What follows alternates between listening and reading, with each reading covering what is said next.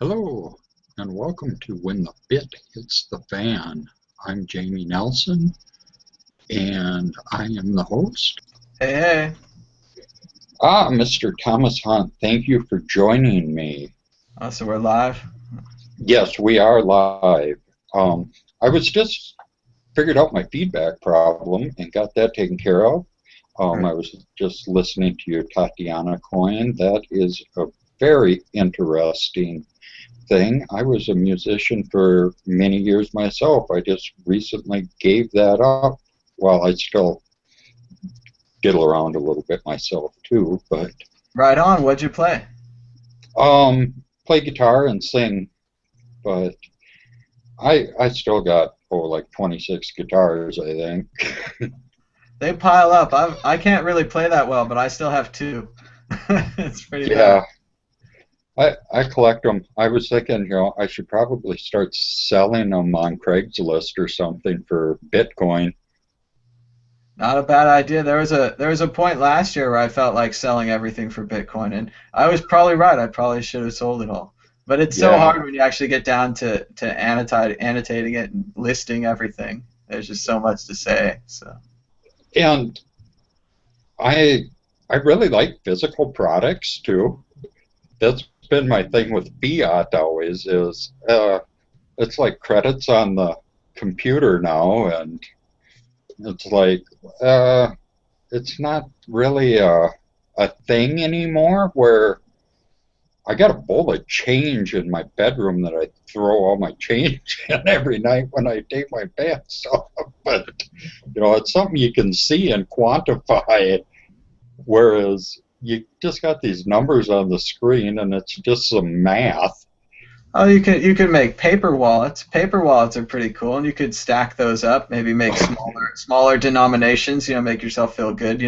Put Yeah, a point one on there every one. I mean, and just for the experience. I mean, it takes well, a lot of time. So. I've got a bunch of these. There you go. Those are good. Yeah, it's good to store your keys on USB sticks and just hide them away. Yeah, and then these to confuse people. See, you could have a whole bowl full of USB sticks in the future. That's what I think you're really talking about here is all your Yeah, different wallets. So mix a few guitar picks in there with them, and the value of the guitar picks is so much less than the value of the USB sticks. It's too bad. I know maybe that's what I should do is make a Bitcoin guitar pick. I don't know. I mean, a lot of people are doing pretty well putting the Bitcoin logo on stuff, hats, T-shirts, stuff like that. A lot of people, even Dogecoin, a lot of people love Doge shirts and Doge posters and things like that. I know. Where I live here in western Wisconsin, I'm due east of Minneapolis, St. Paul, and I'm about 90 miles due east into Wisconsin of those cities. And this is a big college town here, but it's like nobody has ever even heard of Bitcoin here. Well, And that's the exciting. people, You're the first adopter. You're on the front lines. I mean, I live in Sacramento, and I don't think anyone's into Bitcoin here. Maybe 20 or 30, 10, 15 people. But compared to when I drive down to San Francisco, it's a couple hours from here, mhm, and boy, San Francisco, they're into Bitcoin. Everyone's got jobs at companies that do Bitcoin things, and they all have it on their phone. They're all selling little trinkets for Bitcoin. So it's catching on, and it's just you have to basically, unfortunately, I think you're going to have to start the meetup group in your area, and you're going to have to yeah, make friends with those college kids and see if they want to check out this Bitcoin. I mean, we could all be on the same team for this adoption. We all are interested in new money, and it's exciting new money. So. oh yeah, and I've been chatting with Will down in Menominee or Milwaukee, Hmm. and he's got a lot of stuff going on down there, but people don't realize how big Wisconsin is. I mean, for me to go to Milwaukee is oh, it's like a 5 hour drive. I know if you It's talk to my friend in England, I think you could probably drive across most of England in 5 hours. It's a totally oh different yeah, situation than what we have here in the States. Yeah, I think, and I've been around the entire United States mainland, and, it's pretty vast. And, just driving across Utah or just across Interstate 80 Mm. is, I've been out through Sacramento and that area too. And, people think, oh, you're in California, you're in Sacramento. Well, why don't you just buzz down to LA and go to that? They do think that. I mean, my friend from England was like, "Yeah, we should go to LA, Southern California. California, it's just right there." No, no, LA is like 8, 12 hours. I haven't driven it in a while, but I don't know. And it depends on how fast you go. But no, it's a mess, and it's the whole country's like this, especially compared to Europe or other places. We've got the big long roads, we've got all the empty space, and you just drive forever. Yeah, Give it a shot. and Europe is tiny. I've never been to Europe, but I mean, people have a hard time visualizing distances on a map. Mm. And, oh yeah, that doesn't look that far on the map.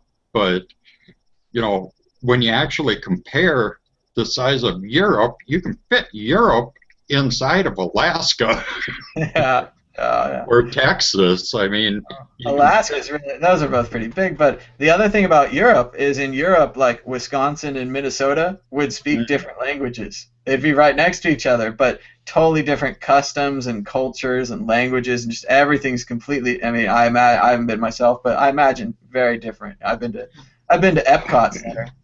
It's like Europe. yeah, yeah. It's all right next to each other, and it's just very different. The kiosks you go to. Yeah, my grandpa came from Norway, and he knew a little bit of Swedish, but it was still different than Norwegian. And then you got German, which is like the language in Denmark, and that area is completely different. And like my wife is German, and her family, I picked up more German, well, probably mostly from watching Hogan's Heroes, but Oh, it's like, and for me, I mean, I'm not a very good foreign language speaker, so for me, it's enough to even try to figure out what language they're talking in, let alone pick up any words, and they're completely different to me. yeah, one thing is cool though with the new technology stuff is the technical words are the same. They're universal. So, I mean, I was in a Bitcoin group video chat with a group in, I think they were in Belgium, Hmm. and I couldn't understand anything but Bitcoin, and you know, I felt like a complete moron because you know I feel so bad because all these European guys and stuff, they're all these young guys and they speak 4 or 5 languages, and the stupid American there only speaks one language. That's us, though, and but it's important, like you say, to acknowledge it. Like we don't really have the necessity. I mean, around here, it's good to speak a little bit of Spanish, and I tried in school. It's not something that comes easy to me. And if you don't use it, you don't get it, and I just didn't use it. Hmm. But in most of the country, there's really no neighbor next to you that you'd have a hard time communicating with. Whereas in France or in Germany or in England, they have visitors all the time from other countries, so I think they get a lot more opportunity to use the language, and then blended families, of course, like you're talking about, Germans marrying Englishmen, and obviously there's two language. Where in America, two Americans marry each other and they both speak English, and that's the end of that. And sometimes it's different, but whatever happens. Yeah, it's interesting. But I suppose we should probably talk about some Bitcoin stuff here again now that we've All went right. over the entire world geography. Um, or well, I guess we didn't go over the world, but I'm still looking at my map of Wisconsin here, thinking about it. yeah, yeah, I'm in the city called Eau Claire. What's horrible thing is if you do a Google search for Eau Claire Bitcoin, it comes up with this fraud thing of a man was scammed out of $150,000. He was trying to buy physical bitcoins from a guy in England. And you get like 2 pages of it. And so and that was back in January or February. So there is a lot of misinformation, and the thing that gets me about that was this guy was a techie. He should have known better. Oh yeah. Well, So sometimes if a deal's too big to be true or too good to be true, your eyes get all clouded and you just fall for it. The smartest people in the world get tricked sometimes. It's nothing wrong with anybody. It just happens. yeah, and I don't know the guy that it happened to. I mean, that's another thing that, people think that if you live in a certain area that you know everybody that lives there. But so I don't know hardly anybody that lives in this area, and part of that's on purpose. Yeah. Well, you gotta branch out now. You gotta start a Bitcoin meetup and start meeting the Yeah, people. I know one of Will's secrets is that he did it every week for like months and months and months. And I don't know that very many people came in those very early months, but he just kept meeting and he kept talking about it. And it's all about the energy. You see Will talk. Will's all yeah, very excited about his meetups and stuff, and I think that helps people come to them, helps them get excited. So. yeah.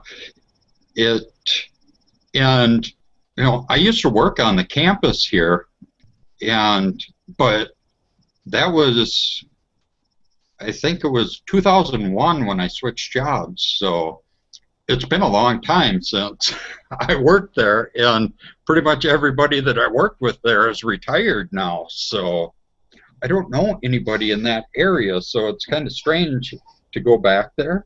It is weird, the place you always worked and then no one works there anymore. School was like that for me too. I used to work at the school for a while at Sac State, and then now it's completely new people, completely new students. It's funny, all the buildings are kind of the same. There's some new buildings, but all the old ones are still there, just they're not filled with me anymore. It's very Yeah, strange to think about. and I still go. We eat at the restaurant. There's a Mexican restaurant across the street from the building my office was in that we go to all the time, and I just love that place. They have hardly. I think they've raised their prices like 3% since 1999. Wow. It's I don't know how they've stayed in business. It's you, you order a margarita there and it comes in like a salad bowl. It's That's the just best, man. Good stuff. So let's do a couple of Bitcoin stories and then let's try and move it on. I've got to go do yeah. the next show and stuff. So busy, Okay. busy. Okay, the 51% attack, I was talking about that a little bit. That seems to be the big thing everybody's talking about this week. My thoughts are, I read the thing that GHashIO put out, and my thoughts are that it's not that big of a problem because the miners themselves are still decentralized. It's if they were to do a 51% attack or whatever, double spending, it would be a one-time deal before everybody caught on, and they would cut their own throat and put themselves out of business. So it would be really not very beneficial to themselves, and it would be a really bad business mistake. That's absolutely the way I think about it, and I've gotten a lot of flack for this on Twitter and some other places for being kind of critical of how overexcited we are. I think 51% sounds much cooler than it is, and I do think in the early days of Bitcoin, it was a threat. A government could buy 51% of the machines and purposely ruin the thing. But now Bitcoin's gone on so much, you need so much money to buy 51%. The media is trying to say that ghash.io or Sexio or whichever the pool it is they're like one unit, like one group. I saw a headline today that said one group controls 51% of Bitcoin. Well, one group, yeah, it's a whole bunch of different miners inside. It's not a monolith. They're not going to all say let's screw over Bitcoin. And Right. probably they're going to say no to that. They would ruin themselves. So Yeah, yeah, I it's don't. not like one person has all these mining machines, computer servers in their basement.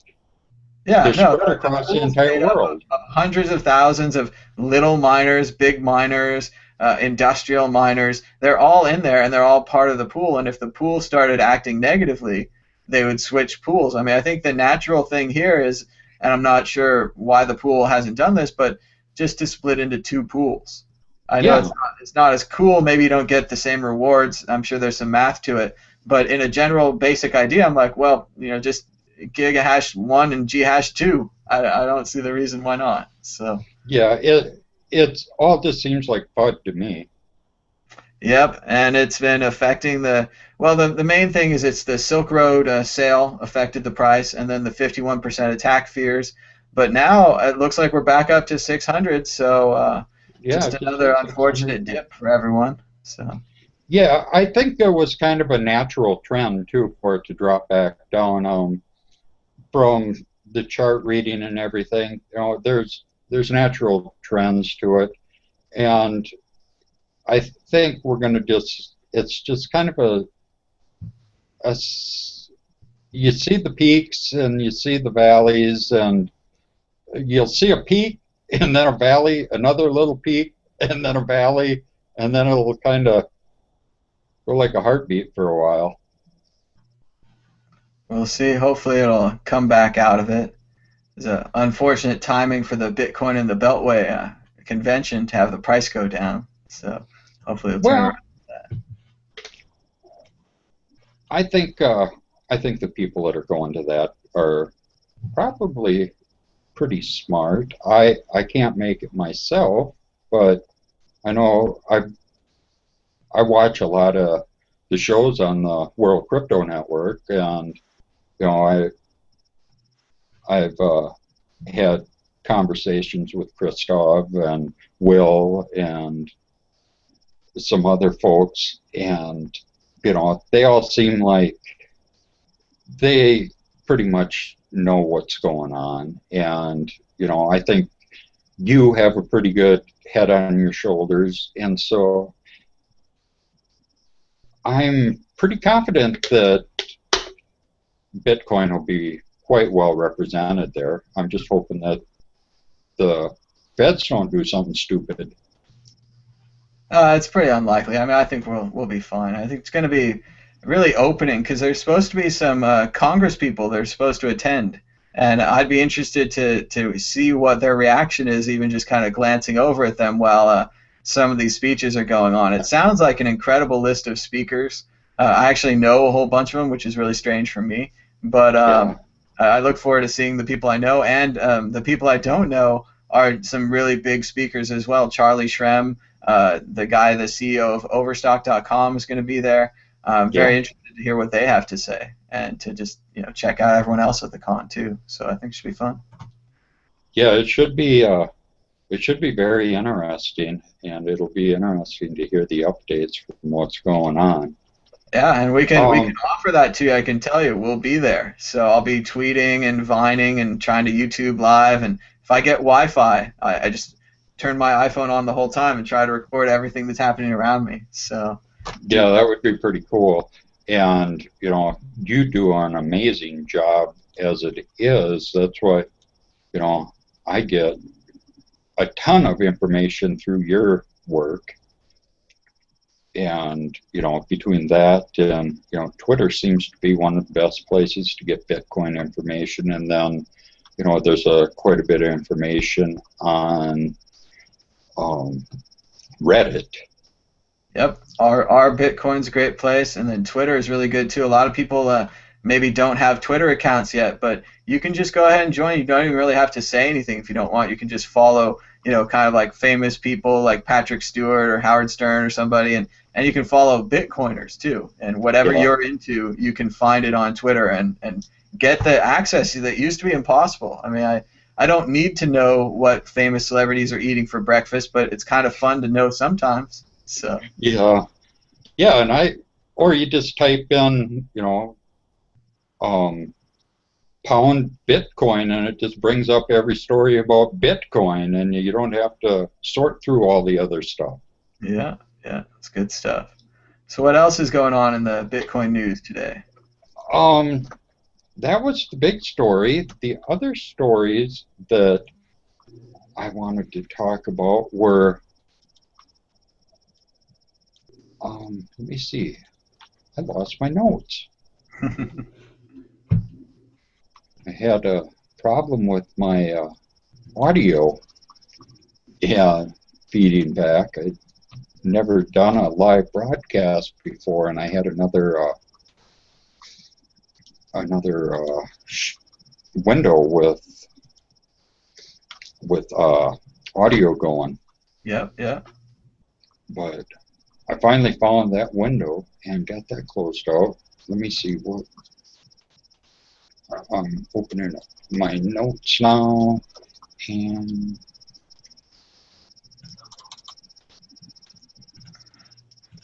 I apologize for this. No worries. Twitter's been a little quiet lately. See what's going on over there. Oh,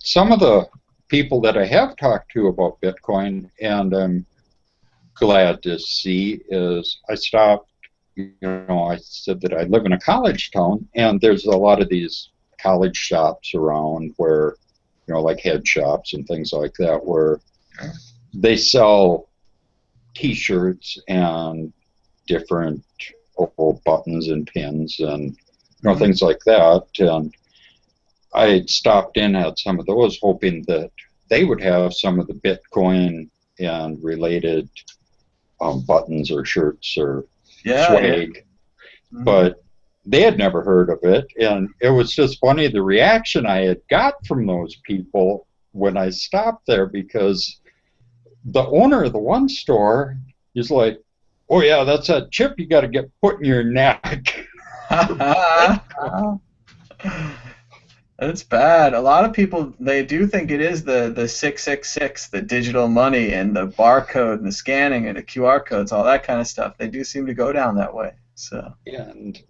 And I explained to them what it was, but they weren't really interested. And then I went to the local entertainment magazine store where they sell T-shirts and stuff there too, and talked to them. And my God, you would have swore that I went in there talking to them about child porn, the reaction they gave me.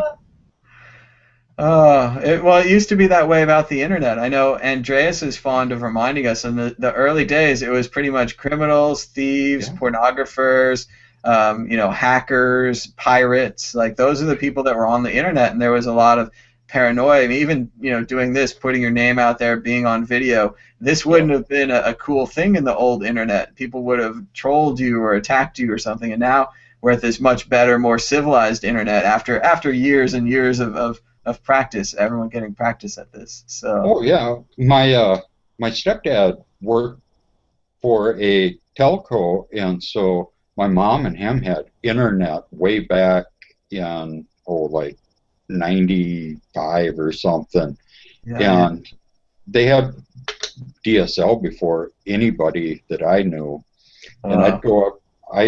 They had internet before I did, so I'd go up to their place, but they'd be trying to get their friends and stuff to get on the internet, and everybody'd be like, "Oh, you got internet? Ain't that only porn?" And that's the same thing. It was as much a struggle to get them to sign up for email, to get them to sign up for a dial-in networking or whatever we had at the time. And now it's the same thing with Bitcoin. Like, you have to get them to install an app, you have to get them to scan a QR code or something. But it really does help if you give $1 in Bitcoin to everyone you're talking about. If you can convince them to set up the wallet and get them started, because it's that magic money of transferring it from phone to phone, and that it's gone. You can't call it back from that phone. You can't cancel it. It's like cash. It's gone. So. Yeah. The one thing that I think is greatly overstated, though, is a lot of people talk about how it's instant transfers, where it's not exactly instant. It depends on what you're doing with it. For instance, say you're trying to buy Bitcoin off a Coinbase with your bank account, that can take forever. And sometimes they won't even honor the price they said. They'll say, we don't have any more Bitcoins at that price, or something like that. They'll cancel the order, and all kinds of strange things have happened with them. But it's a good place to get a start of your money into Bitcoin, to start moving it over. Coinbase is really nice. So. And then there's, people are like, well, if Bitcoin's not based on the dollar, how can you get Bitcoins if you don't buy them? And it's like, well, you could work for them or have somebody pay you in Bitcoin, or, you got to explain economics to them. Well, most of them, they don't know that we're off the gold standard. So they'll say something like, well, how can you trade your Bitcoins for gold? Why wouldn't you have dollars? And go to Mighty Metals. There we go. It's good stuff. I was listening to Let's Talk Bitcoin the other day, and they had my friend Jesse Powell from Kraken on there. And what he was talking about is in the early days that virtual currencies like World of Warcraft gold was being used like Bitcoin for people that are underage. And it's hard for us to think back now, but when I was $10, $13, or 13 years old, I could probably make a Photoshop or something that would be good enough to get a couple bucks, right? But there'd be no way for anyone on the internet to send me a couple bucks for a graphic or a web page or something. Whereas now, with first with the World of Warcraft gold, but then with the Bitcoin itself, that these kids can basically become businessmen. There's no barriers to entry. They can set up a little web page shop, little Photoshops, take money directly on the forum, and there's no way of it getting eaten up by credit card fees or canceled. And he said he had a lot of problems with cancellations. He used to sell virtual items. So he would sell like a Diablo sword, and then of course after you got your sword, you'd cancel it because you just want to keep the sword because you're kind of a dick. And a lot of people are like that out there. They think they can get away with that. So Bitcoin changes it because you actually get the money. Yeah. You can't cancel it. So. And I think Xbox Live and PlayStation Network were hoping to set that model up too with their stuff and get people to, create their own little icons and, emoticons or whatever for games, and it never really took off. And they ended up just doing you basically got to buy a gift card for anything you want to buy on those networks, and then if they have everything priced at $2.99 or whatever, but you can only buy $5 gift cards. It's so funny. You think about in the old days, like the TV would have to have like maybe a slot for you to put your bills in, or like a coin slot to put coins in, like a jukebox, or those TVs in the airports they used to have. But now, if PlayStation or Xbox wanted to put a QR code on the screen, I could scan that with my phone, send them the money, and then they could let me play the game right there. We wouldn't need any other third parties. They just need the wherewithal and the smarts to set that up, And I think a lot of the corporations are heavily invested in the third-party middlemen, too, so they don't really want to cut out the middlemen. So I think that's part of the struggle, but I do like to see these companies like Dish Network. That was a big boon for Bitcoin, and then you got some of these other corporations. I think that adds more legitimacy to Bitcoin as a currency than say the government saying it's a legitimate currency. I personally would rather the government just ignored it.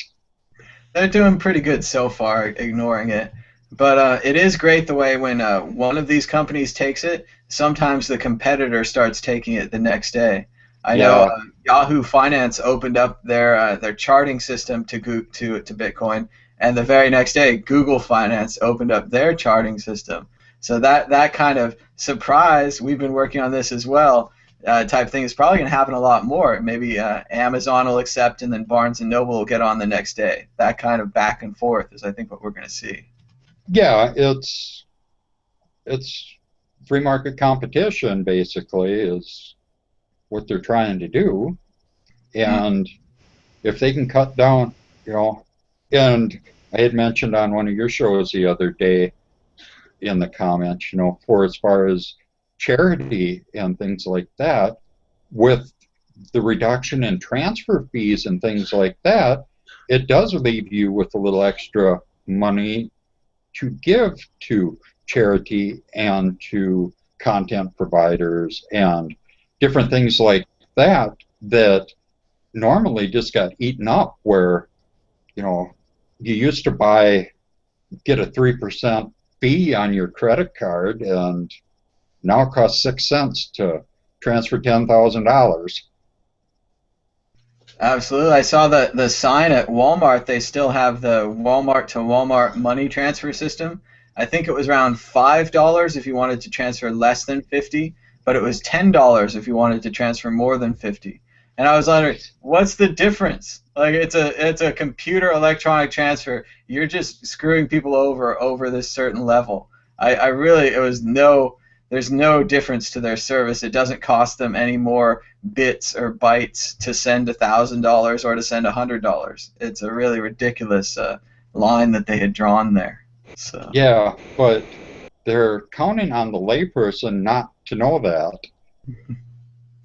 it's going to cost us It's more. We're going to like have to count out more digital bits. We're going to have to count out 1,000 bits instead of 10. It's it's not like that. like the DMV charging a convenience fee to renew your driver's license online or your car license. It's like you're doing the work for them. Yeah, yeah, we're doing all the data entry that they used to type in, and yet they want to charge us on top of that for Yeah, the convenience. Yeah.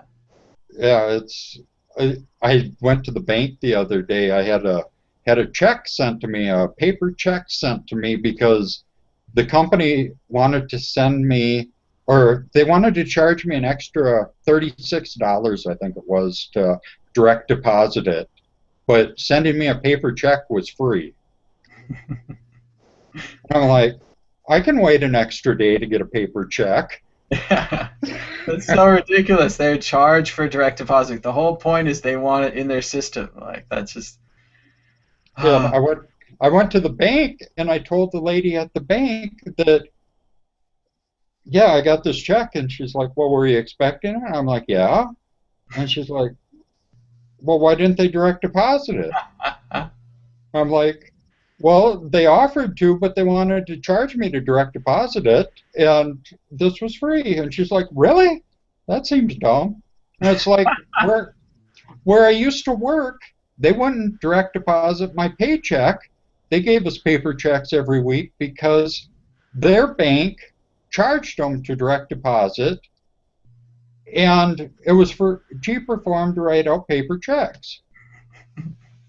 that's just so sad, so tragic. Everyone in your business had to go to the ATM, deposit their checks every couple of weeks, every month or whatever, all because the banks are charging for services that save them time and money. Yeah, It's and it costs the bank more in the long run because they got to put manpower to it. And that is interesting to think about the teller who totally agrees with you, understands what you're saying, but in the same way is completely powerless to make any changes in this system. I've been studying an online system called Holacracy, Mhm. HOL-ocracy, and it's basically a system where any worker in the business is like a detector. If they see something and they want to change it, they could bring it to this structure of meetings and understandings where it would be passed up the line properly, and thus everyone feels like they're a part of the system. It's Mhm. trying to be a more holistic, whole organization type structure system, and it sounds really great. I would really like to see it improved in more businesses because obviously she should be able to tell someone, they should be able to put that up the line, and at the top of the line someone should say this makes no sense, we should change our policy, and then the system would work. But Yeah. what we have right now is a lot of apathy and a lot of like sarcasm and a lot of yeah, well, we can't change things, this is the bank, that's how it works, and that Yeah. just breaks down. No one trusts or is interested in these institutions anymore. So Yeah, and well, that's the great thing about these cryptocurrencies and Bitcoin is It's like we've had enough of this bullshit.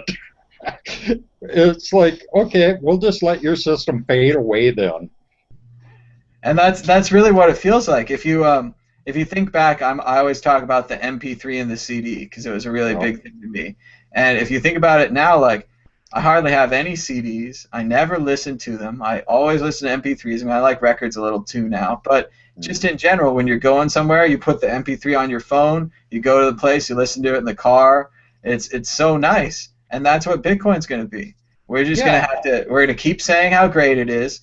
This time might actually make a little bit of money, which is nice. I didn't make any money on MP3s, but or having internet earlier, any of the other things I've been involved in. But it's exciting. It's great, and it's going to be the same thing where right now, you and I have Bitcoin on our phones, but not many other people. And then soon, everyone will have it on their phone. They'll be like, "This is just the normal thing. I go to a store, I scan a little code, and it pays."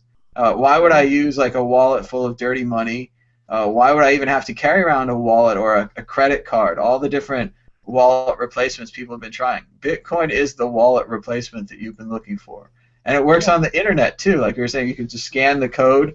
If the Xbox and the PlayStation were with it, you could just, instead of driving to a store, buying a gift card, putting in the gift code, and then playing Xbox, I could just scan the code on the screen, send them the money, they'd get a confirmation, and it would be done. There's no chargebacks. There's no way of me refunding the money. I would just play the game.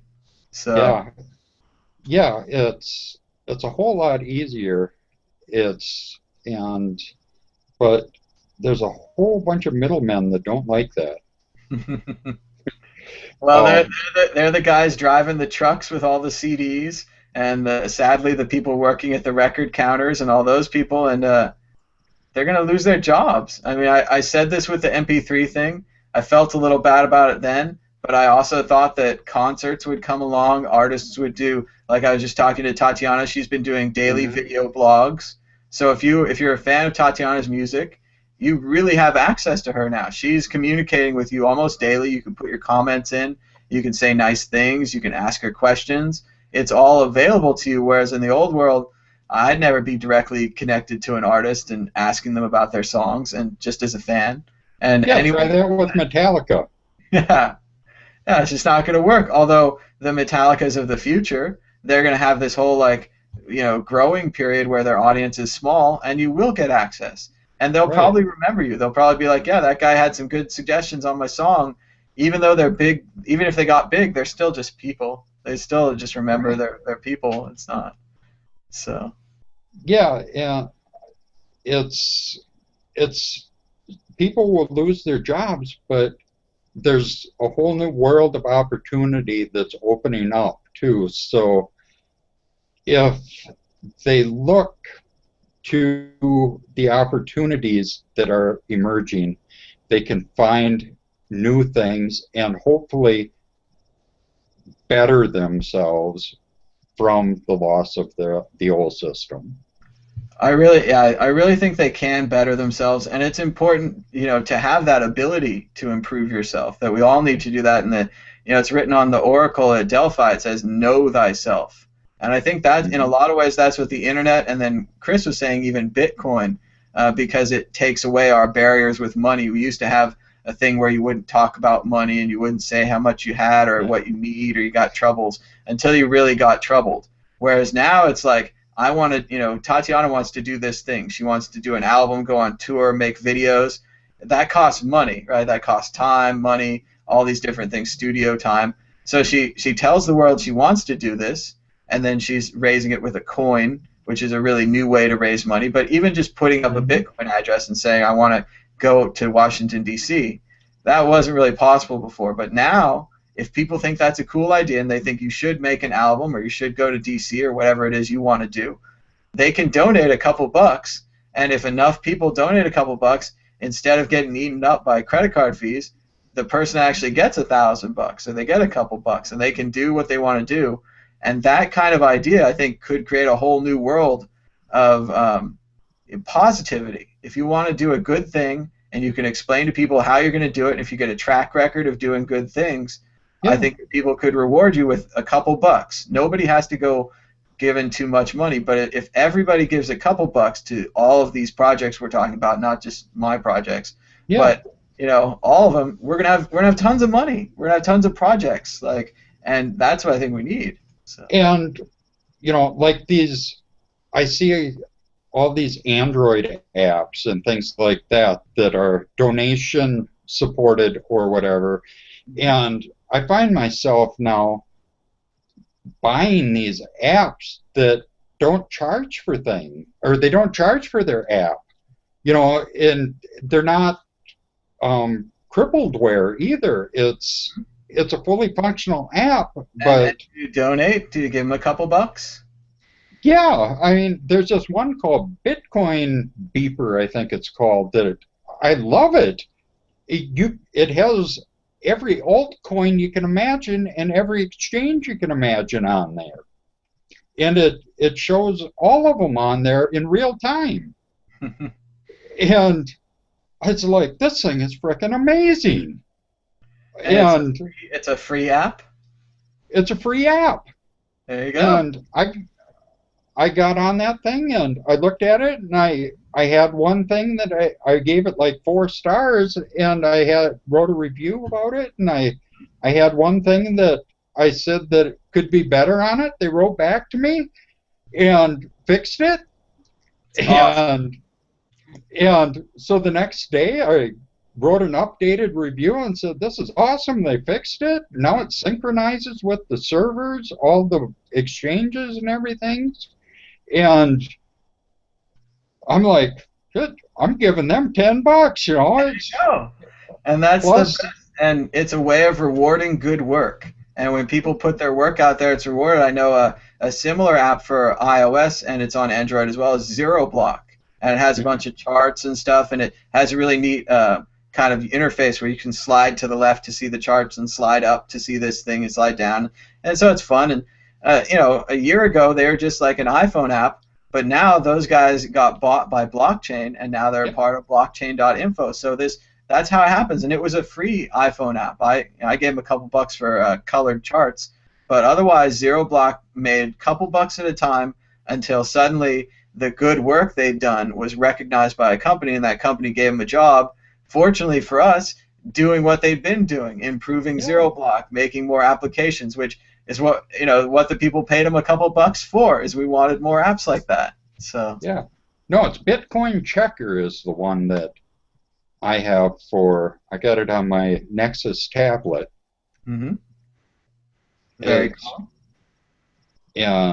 But yeah, and then I really liked it, so I recommended it to all my friends on Facebook and stuff. So in the past, that would have seemed weird, right? Like you recommending an app and all this stuff. But now everyone recommends what they're into. If you like a new song, if you like it, because you were a part of the artist, you're a part of the promotion campaign. Like you probably sold a couple of copies of that app just by telling your friends, and then also with the reviews. That helps a lot. I'm sure they're very fortunate and happy for the reviews. So. Well, I've always said that, word-of-mouth advertising is better than any paid advertising that you can ever get, whether it's your mechanic or whatever, if you got a good mechanic that, is honest and can fix your car without screwing you over and stuff, I've had the same car mechanic since I moved to this city 12 years ago, because I've took my car there when it was new, and he said, no, this thing's still under warranty, take it back to the dealer. And that's really nice, the honesty there. Yeah, I'm like, well, he could have screwed me over for $600 on that. So I recommend him to other people, and I used to change my own oil and do all that stuff, but it's not worth it to me to crawl under there when I can pay him $35 to do it. And I don't have to dispose of the oil and all of that other stuff. I mean, that's what specialized labor's for. There you go. And that's what we're looking at. I mean, if you can sing, if you can play guitar, if you can computer program, or if you can just make blog entries or photos, videos, basically anything you can do online, you can now do online for Bitcoin. And this changes everything. Plus, you can do it online or you can do it in the real world. You can mow somebody's lawn for Bitcoin. You Yep. don't have to have a work permit yet for Bitcoin. You can do something for somebody in India in Bitcoin. You can work for somebody over the internet in China. You can, you know, that's the great thing right now about Bitcoin. There's no regulations internationally on it. Mm-hmm. And that really excites me. Post your address in the forum there, and whoever you're dealing with can just pay you. It's almost like, I know I don't deal with like large international money transfers, but for the people that do, they have to wait days and work with governments and fill out forms, and that's to send a few $1,000s around, or maybe even larger amounts.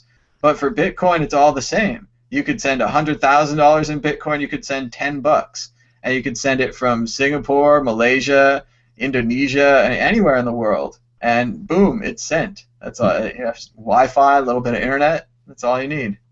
Yeah, I have a friend that was doing a multi-million-dollar deal with somebody in China and ended up doing it through Bitcoin because it was just so much hassle before to do those type of deals with real money, or with not real money, but with fiat. Old money.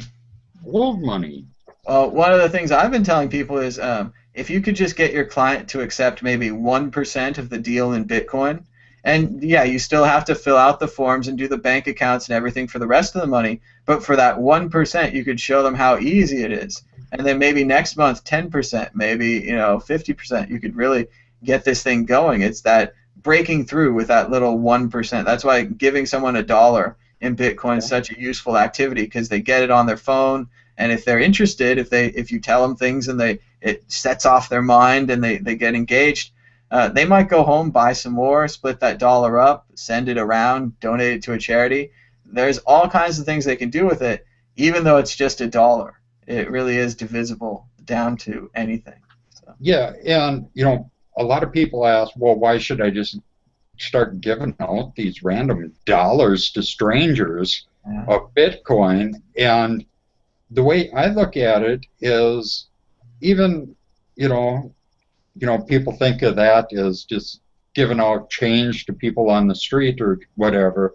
But the way I look at it is, if you're into Bitcoin, giving that out is like an investment in the future of the product. Mm-hmm. Because the more people we can get into Bitcoin, the more worldwide that it's going to be accepted, and the greater the use it's going to have, and the more valuable it'll be. And it's also like not just giving out $1; it's giving out $1 and an instruction manual, like how to use this dollar. And if they read the instruction manual, they could learn all about Bitcoin, and they could really get into it. Whereas if you just give someone money now, they'll just spend it. It doesn't teach you anything. This is a learning opportunity, and it really is. Like when you taught people how to use MP3s to CDs, or when you taught people how to use email, or whatever it was, we had a reason for that. We taught them how to use email so they could email us stuff, and it worked out really well. I get all my receipts, all my bills through email now. In the past, that's unthinkable. There's too many barriers there, but over time, incremental improvements, and we got it done. And the same thing's going to happen with Bitcoin. Yeah, I just need a mailbox out in front of the house that they can put all the spam snail mail in. It's for now. Yeah, there's without the bills, it's all junk mail. Yeah, and sometimes you get a package, if you order from Amazon. Like I have an Amazon problem, but yeah, I have Amazon Prime, and hardcore addiction. I like to order stuff off of there, and they know my address well. Oh yeah, it's a great service. I love Amazon. It's been a lot of fun. I don't know if I'm into the drones delivering stuff to my house, though. They have that air show just north of my house is the airport, and they have that air show. Oh, I think it's the first week in July every year, and the Blue Angels fly like just over my roof. And that's loud. Yeah. The And drones. I mean, well, the thing about the drones, how they're creepy. But I know for areas like New York City, the things they were talking about was like same day delivery or like 3 hour delivery, depending on your location. If you're more remote, it's going to take longer, I think. But for the large cities, that kind of incredible delivery. Like this book will be here in 3 hours. You can set a clock. Like that's mhm. amazing. Although I guess with the most things you can just get them digitally. You can get your video, you can get your ebook, MP3s. You don't need the delivery. But I guess if you're ordering a physical item, food or something like that, it would be great to have it delivered like that. And that's a cool thing too with 3D printers that are coming up. It's going to be almost like you can teleport stuff with the I'm ready for it, quality. man. I'm ready. I've been watching my Star Trek. I'm ready. Yeah, you can just, yeah, I want to buy that thing in China, and it's like, well, you pay for it and you just print the thing out. Absolutely, and you can even buy the plans. So maybe you can print as many shower heads as you want. Just put the plastic in the little material. So Yeah, that stuff amazes me. I'm not quite ready to replicate myself, but it'll be cool. We're getting close. So it looks like yeah, we're coming up about 1 o'clock. Do you want to go ahead and wind it down? Is there anything else yeah. you'd like to close up with? Why don't we wind it down? I want to thank Thomas Hunt here for joining me. This was When the Bit Hits the Fan, and I'm Jamie Nelson, and I'm going to try to do this every Monday at 12 o'clock Pacific, 3 o'clock Eastern. And thank you for joining us, and I will see you next week. Thank you, Tom. Very cool.